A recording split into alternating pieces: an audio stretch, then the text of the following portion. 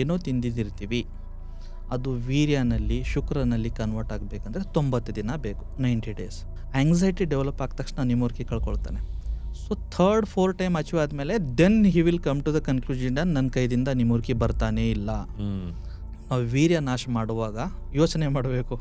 ಯಾಕಂದರೆ ನಾವು ಬರೀ ಏನಿದೆ ಒಂದು ಪರ್ಸ್ನಲ್ ಪ್ಲೇಜರ್ ಅಥವಾ ಸ್ಟಿಮ್ಯುಲೇಷನ್ಗಾಗಿ ನಾವೇನು ವೀರ್ಯ ನಾಶ ಮಾಡ್ತಾ ಇದೀವಲ್ಲ, ಅದು ಆಗಬೇಕಂದ್ರೆ ಎಷ್ಟು ದಿನ ಆಗ್ತಾಯಿದೆ. ಅವರು ಸೆಕ್ಸ್ನಲ್ಲಿ ತುಂಬ ಚೆನ್ನಾಗಿದೆ ಅಂದರೆ ಅವರು ಬಾಂಡಿಂಗ್ ತುಂಬ ಚೆನ್ನಾಗಿರುತ್ತೆ, ವೆರಿ ಸೇಮ್ ಟೈಮ್ ಅಂಡರ್ಸ್ಟ್ಯಾಂಡಿಂಗ್ ತುಂಬ ಚೆನ್ನಾಗಿರುತ್ತೆ. ಇವತ್ತು ನಾಳೆ ಯಂಗ್ ಕಪಲ್ಸ್ನಲ್ಲಿ ನಾನು ಏನು ನೋಡ್ತಾ ಇದ್ದೀನಿ ಅಂದರೆ ಅಂಡರ್ಸ್ಟ್ಯಾಂಡಿಂಗ್ ತುಂಬ ಕಡಿಮೆ ಇದೆ. ಸೊ ಎಲ್ಲರಿಗೆ 8 ಇಂಚ್ ಪೆನಿಸ್ ಇರಬೇಕು ಅಥವಾ 10 ಇಂಚ್ ಪೆನಿಸ್ ಇರಬೇಕಂದ್ರೆ ಸಾಧ್ಯ ಇಲ್ಲ. ನಮ್ಮ ಆವ್ರೇಜ್ ಇಂಡಿಯನ್ ಪೆನಿಸ್ ಸೈಜ್ ಹೇಳ್ತೀನಿ 4 into 5 inch when it is into erection mode.